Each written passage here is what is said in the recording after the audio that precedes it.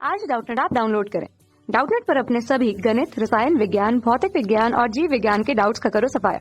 बस प्रश्न की फोटो खींचो, एक ही प्रश्न को क्रॉप करो और तुरंत वीडियो सोल्यूशन पाओ।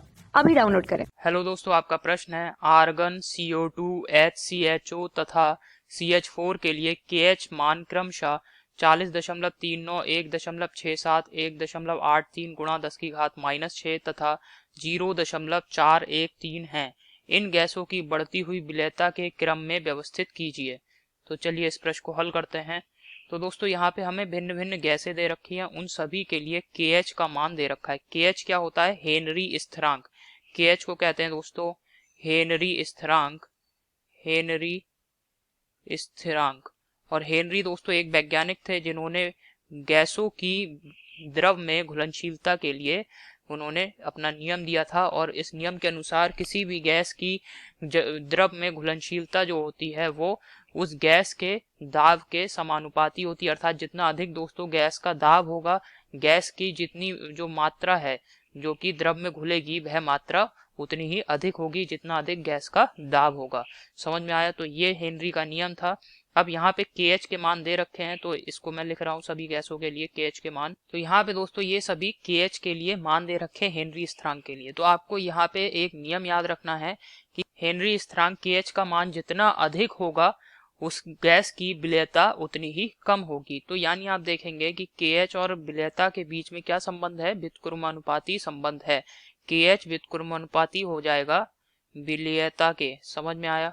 तो KH का मान दोस्तों जितना अधिक होगा विलेयता, KH जितना अधिक होगा विलेयता उतनी ही कम होगी, और KH का मान जितना कम होगा विलेयता उतनी ही अधिक होगी।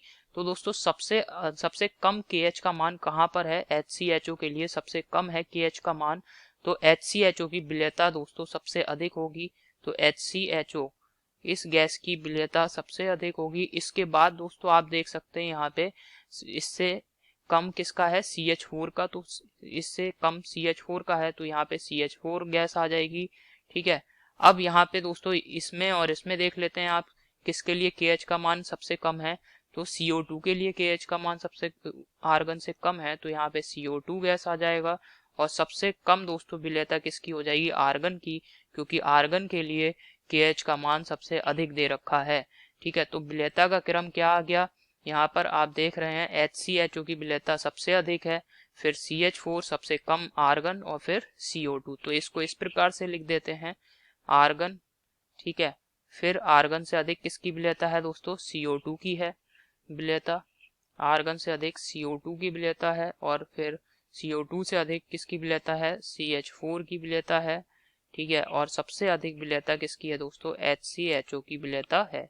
समझ में आया? तो ये दोस्तों हमारा क्रम हो गया विलेयता का बढ़ता क्रम।